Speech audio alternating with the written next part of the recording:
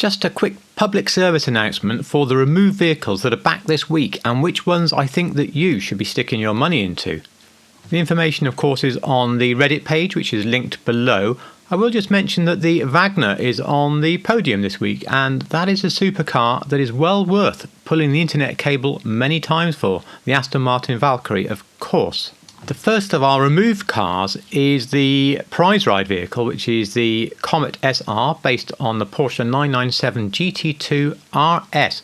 This is really nice. When we get to my sports car garage, you'll find me recommending this car, and then you'll be sad that it's gone.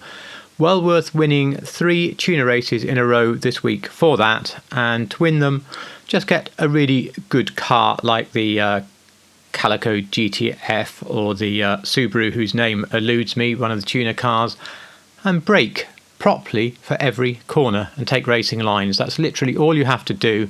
Most people don't brake and they're so keen to get their car, they just pile off at every corner. It won't take you probably more than 2 or 3 races each day to win that, and that's really worth doing.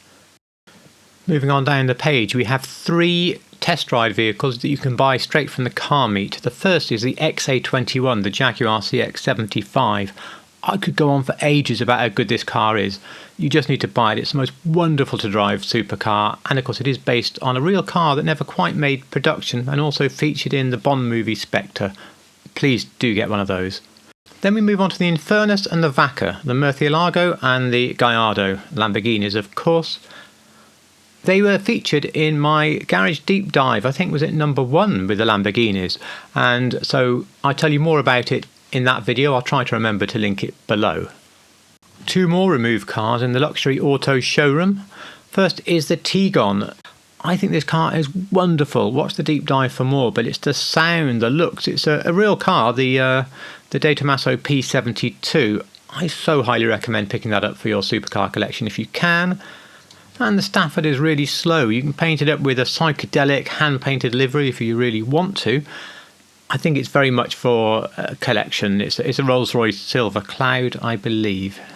On to 5 cars you can pick up from the Simeon's showroom. First is the Hustler. It's basically a hot rod. I don't really see that you need this, but you can make Rick Dawes coupe if you really want to. Then we have the Swinger, the Jaguar XJ13. In real life, there's only one of these.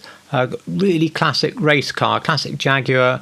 Highly recommend this for any form of classic or old racing type collection. You can make up the proper car very easily, and it drives nicely as well. So it's a really fun car to own. The Michele GT is based on an Alfa Romeo Giulia Sprint, a really classic car, and again, for a standard classic collection it's good, but you can also make a number of classic race cars, and of course this is where you tend to see that car nowadays, is in historic touring car racing. So it's a little bit niche, but if you want it, you know you want it, and now you can buy it. Now the Hermes is just glorious. I think it's one of the best looking cars in the game. You can make various custom or lowrider type builds with it, or even just pop it in your classic collection and wonder why it's a little bit too low. I just think it is so good looking, and if you've got spare cash and you bought some of the other recommendations, if you possibly think you can fit it in a collection, I would implore you to buy the Hermes. It's not even a bad drive either, not that that's why you bought it. If you don't yet have one of the JB700s, the DB5 from, of course, Goldfinger, then now's your chance. This is the one where the weapons don't work, but if it's for a static collection, you don't care. So there we go. I hope you can take advantage of some of those. I don't do weekly sale videos anymore, but whilst I'm here, you get half price Rooster cargoes. Is a bit of a standout, but bear in mind that fills up all your aerial cargoes in a random way, which makes getting bonuses and selling awkward. I wouldn't bother. Some Avenger and Agency, big discounts. They are well worth considering. For cars, it's the Hermes I've already recommended with money off, and the Stafford that I haven't recommended with money off, and some aircraft you don't need. That wraps that up. Now, if ever I'm around on a Thursday and there's a load of removed cars, I will try to do another video in this format just to help alert you. I might not always be around to do this on a Thursday, so do watch other people's video at least to see the list of what is removed, even though they may not give their spin on the vehicles the same as I do.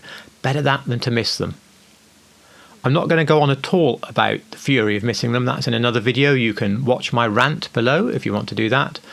Otherwise, hope you enjoyed. Please give a thumb if you got any value at all from this. and thank you so much for watching.